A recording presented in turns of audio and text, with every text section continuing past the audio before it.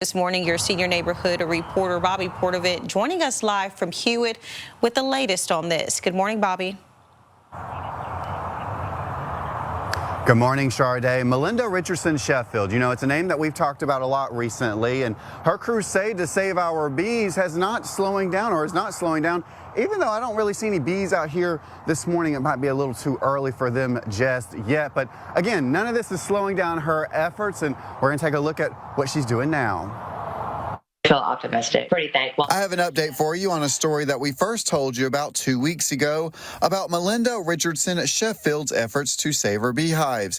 And at the time of our first interview, which is seen here, she was telling me that her bees are dying off, and she believes it's possibly due to Navasota Valley Electric Cooperative spraying herbicides as part of their land management efforts and to limit unwanted vegetation in their coverage areas. Now, through a phone call that Melinda made to the co-op, she learned something new.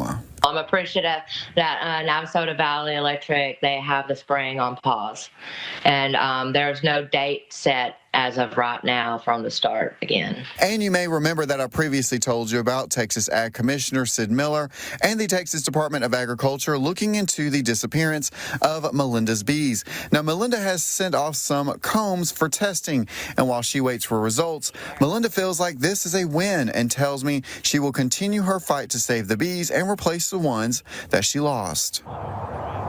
Now, I also checked back in with Commissioner Sid Miller, and he tells me this is still something that their office or his office is working on at this moment.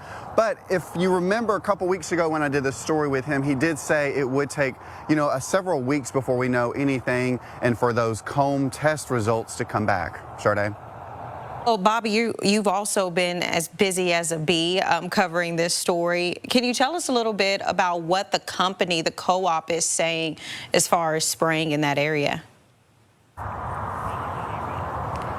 Sade, that's a good question. I tried to independently verify that the pause on the spraying has stopped, or there has been a pause on that spraying. I called just like Melinda did, and a representative over the phone reverted me back to this very statement. Now, this is the statement that we published about 2 weeks ago. This was the original statement from the co-op. I'll give a little bit from it. It says, a licensed contractor uses herbicides specifically selected to target unwanted vegetation while minimizing harm to pollinators such as bees.